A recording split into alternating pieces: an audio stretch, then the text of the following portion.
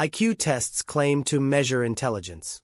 But the truth is, intelligence shows up in everyday behavior long before anyone takes a test. Psychologists have identified specific patterns that correlate with lower cognitive processing. And while IQ isn't everything and doesn't define someone's worth, understanding these signs reveals how the brain handles information, complexity, and problem-solving.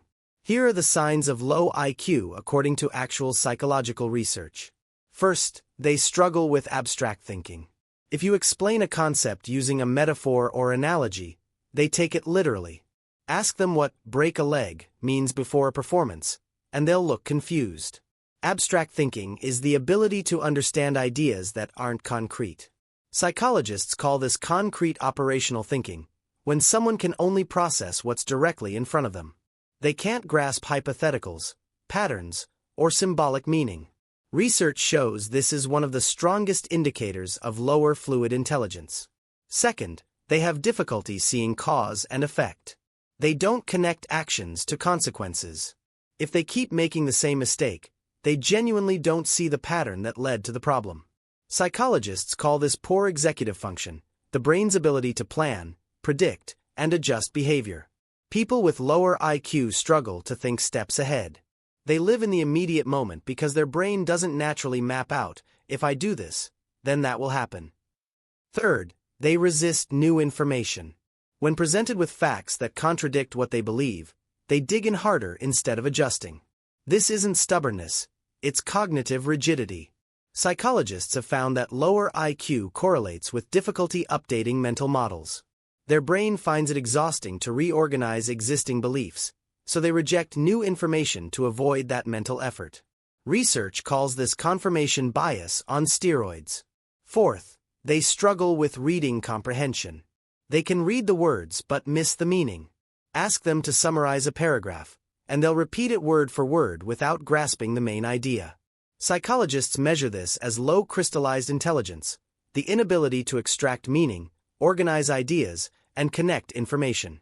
It's why they can finish a book and have no idea what it was actually about. Fifth, they have trouble with planning and time management.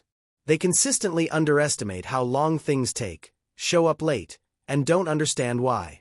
This happens because their brain struggles with temporal sequencing, the ability to mentally organize events in order. Psychologists call this poor working memory. They can't hold multiple steps in their head simultaneously, so planning feels impossible. Sixth, they take everything personally.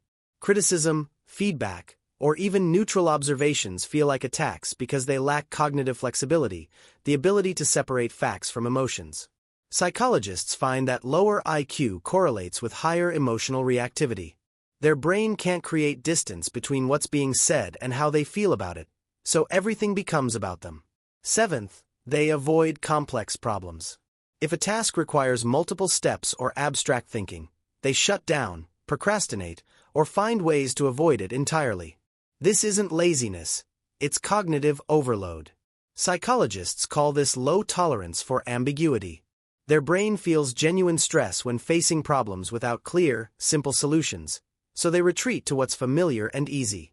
Eighth, they have limited vocabulary and communication skills. They repeat the same basic words, use filler language constantly, and struggle to articulate complex thoughts. This correlates directly with crystallized intelligence. Research shows vocabulary size is one of the most reliable IQ predictors.